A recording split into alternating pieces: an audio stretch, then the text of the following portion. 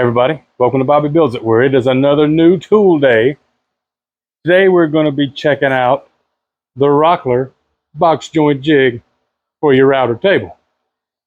I know what you might be thinking if you're a loyal viewer. Didn't just a few months ago you were making box joints on a table saw with a homemade jig? And you would be right. That is this guy right here. And it works. Here's a video about it if you hadn't seen it, and proof that it works at the end. I can't find those pieces anymore. But I went and started a project with it, set it up, and it took me 2 hours of fighting with that thing, only to come out with some joints that didn't work, even though I did test cuts and I thought it was all right. That was frustrating. So my hope is the Rockler jig is easier and faster to set up, making me more efficient, making the work more enjoyable, and more profitable, I'm going to be honest. And as always, this is not a sponsored video. I had a little fun money, caught this on sale, so I went out and got it. Let's see what's going on in here.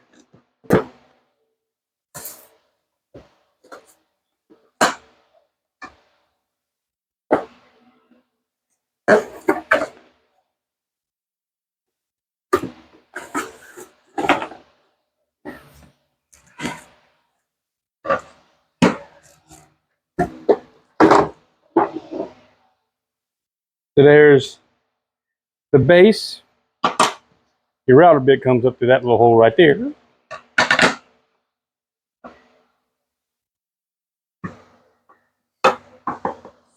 This goes in here some kind of way.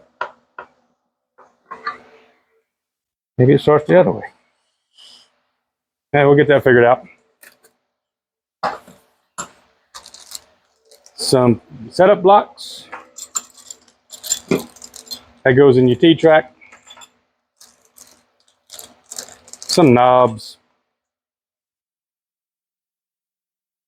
I think this is a spoil board. The router bits on this are sold separately. Let's get started putting together. These are your miter bars to help hold it in place. And it's got a countersink for your bolt right there. Put it there. Put it through that slot. Grab you a knob and a washer.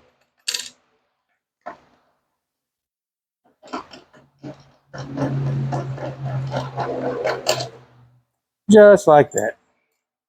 Repeat on the other side.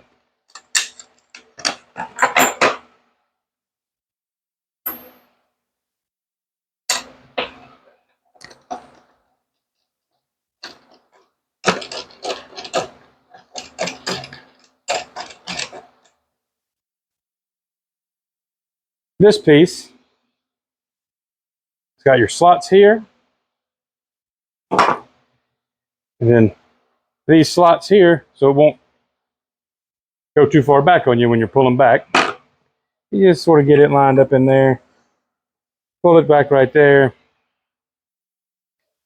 Then we have 1/4 inch, 1/2 inch, 3/8 inch indexing keys. We're going to start with the 1/4 inch one. And it's got some handy dandy storage for when you're not using these. Let's see.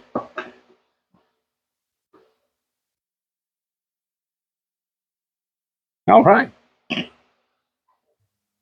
And these are your 1/4 inch machine screws. You drop them in these holes right here.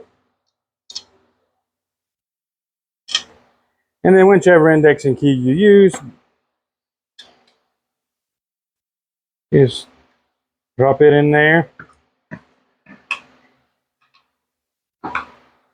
And we'll tighten it down.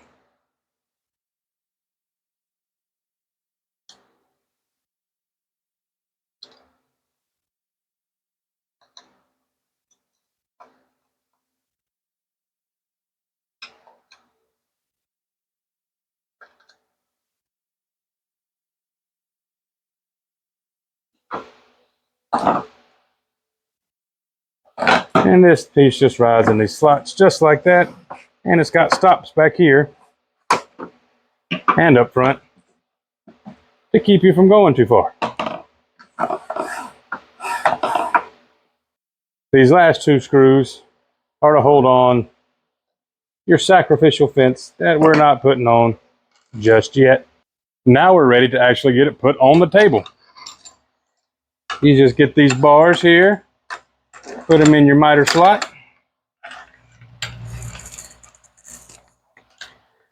I've got mine really, really loose. And you move it over until this hole is showing the bit. And you can tighten her down just a little bit. Our next step is going to be setting the bit height. And of course, you're doing all this with the thing unplugged. I shouldn't have to say that, but you just never know. And the method of adjusting this will vary depending on the kind of router table you're using. But what you want to go for is to get the bit just a little bit higher than the workpiece. And the reason you want the bit to be a little higher than the piece is that will make the fingers a little longer than they need to be. You'll just be able to sand them off. If you went shorter than the thickness of your piece, then they're not going to be that long. And to make them look good, you'd have to sand all over here. All right, now we're going to set the distance from the key to the bit, and it should be the same as your bit and your key. I've got my 1/4-inch setup block. Yeah, slide it right in. Well, let's exaggerate this a little bit. All right, so we'll slide that in there. And I've got the bit, the cutting parts out there facing the key.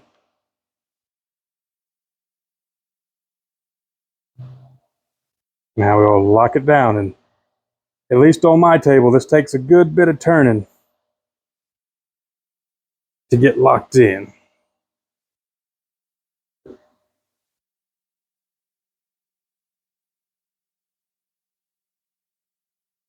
But there we go. It's not going anywhere. Pull that out.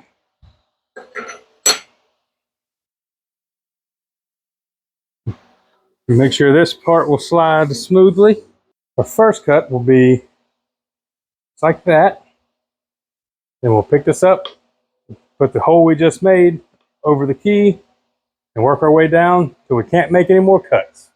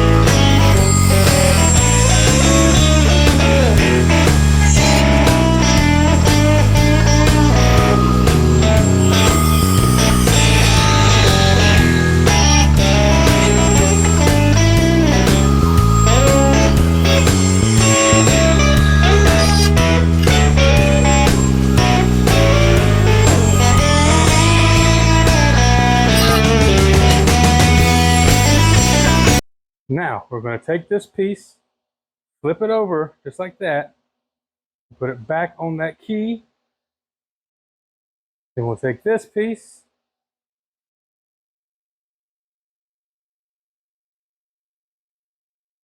it's got a little bad spot on it.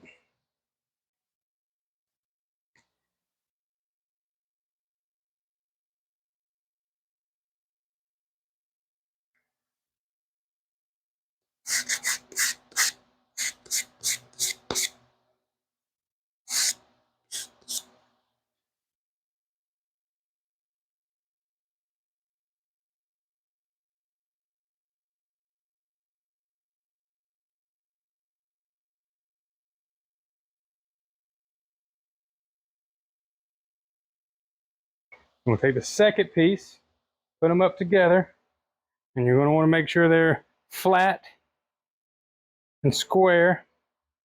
We'll run them through again. I'm actually going to get a clamp to try to help hold all that in place. All right, I've got everything in place like I want it. I know my bit, my clamp aren't going to cause any problems with each other. Let's make this cut.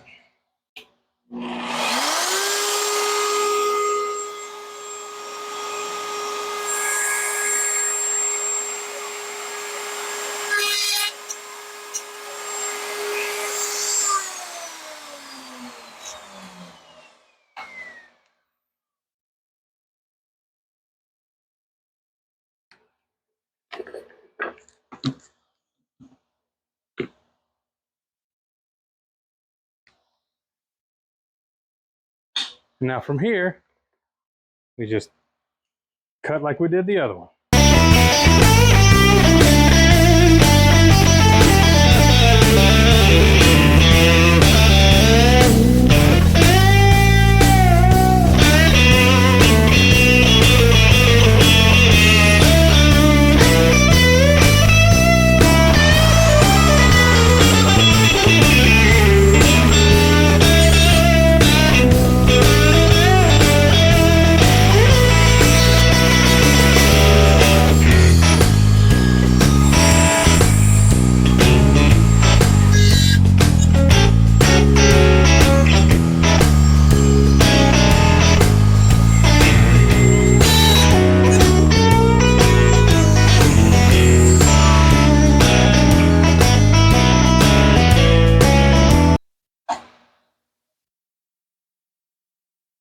All right, let's see. So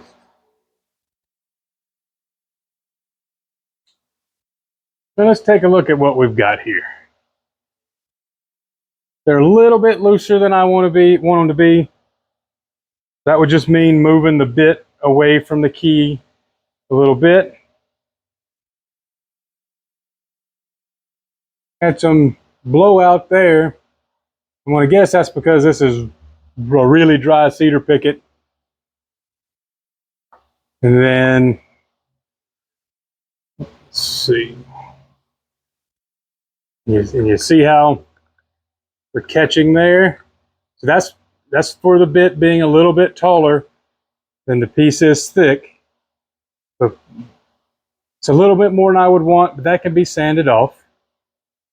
So I'll say this jig is easier to use than the one I built from a table saw. I do have one gripe, and it's about the general thickness of the whole thing. So this is a 1 inch that away, 1/4 inch straight cut bit. With my router and everything set up, I could not get this tall enough to actually properly cut these. If you ever wondered what happened if you set it way too low, that's what happens if you set it too low. So I guess I'm gonna have to go find some different router bits or be stuck doing really thin stuff. I'm not sure. But other than that, and I do kind of wish they'd have included 3 pieces of this MDF so I could have one for each bit size, but that's not a big deal either. Overall, I like it. I'm going to use it. Just got to practice with it, just like anything else. Well, that'll about wrap this up. I thank y'all for watching. Please like, share, and subscribe if you got any value. Y'all be good.